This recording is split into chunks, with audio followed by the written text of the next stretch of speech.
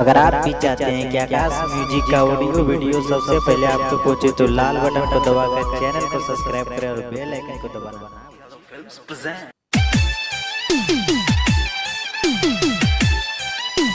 आप सुन रहे हैं सुपरस्टार आकाश प्रेमी को Ambe recording studio Delhi. DJ विकास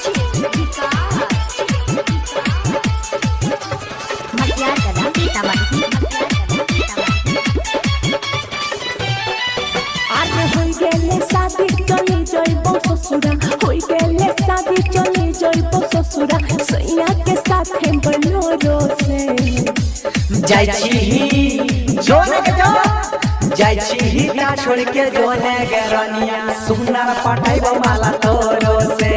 जाई छी ना छोड़ के जोने के रनिया सुनर पटाइबो माला तोरो से। हे गे सुनर पटाइबो तोरो से, हे गे सुनर पटाइबो माला तोरो से। जाई छी ना छोड़ के जोने के रनिया सुनर पटाइबो माला तोरो से।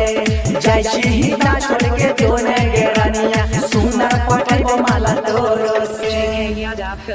आगे तोरा तीर हम की न कलियो, आगे निकल के नहीं घर से। जाई छी ना छोड़ के जोने के रनिया सुनर पटाइबो माला तोरो से। जाई छी ना छोड़ के जोने के रनिया सुनर पटाइबो माला तोरो से।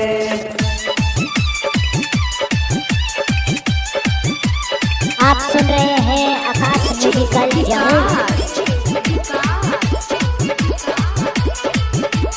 मटियार कदम सीतामढ़ी। अरे होई गेले उनो सर के भे गेले शादी, चली जाई ससुरा जाके हम जहादी। अरे होई गेले उनो सर के भे गेले शादी, चली जाई ससुरा जाके हम जहादी। अरे बाबूजी हमर कर देले कैसा दी, रहबो ना हमयबो डोरो से।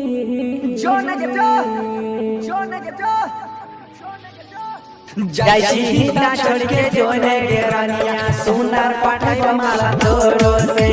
जाई छी ना छोड़ के जोने के रनिया सुनर पटाइबो माला तोरो से।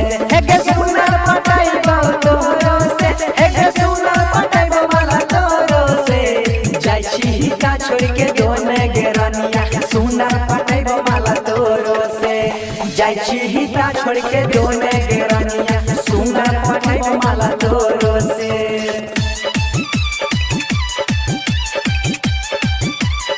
आप सुन रहे हैं आकाश म्यूजिकल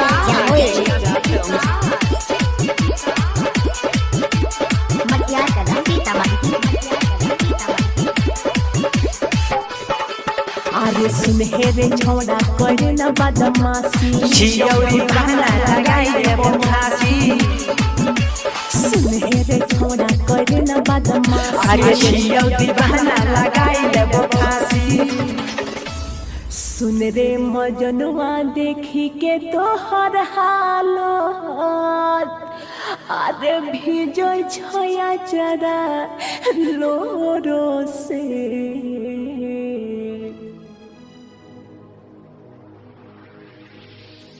जाई छी ना छोड़ के जोने के रनिया सुनर पटाइबो माला तोरो से।